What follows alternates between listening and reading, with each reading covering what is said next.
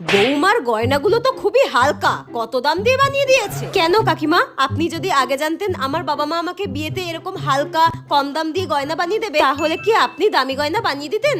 আমি কেন দেব? তাহলে আপনাকে কেন বলতে যাব আমার বাবা মা কত টাকা দিয়ে গয়না বানিয়ে দিয়েছে? বৌদি, তোমার বাড়ি থেকে ড্রেসিং টেবিল দেয়নি? এ বাবা ননদিনী, তুমি তো বিয়ের আগে আমাকে বলনি বিয়ের পর তোমার দাদা বৌদির ঘরে ড্রেসিং টেবিলে তুমি সাজুগুজু করবে। আমি কেন সাজতে যাব?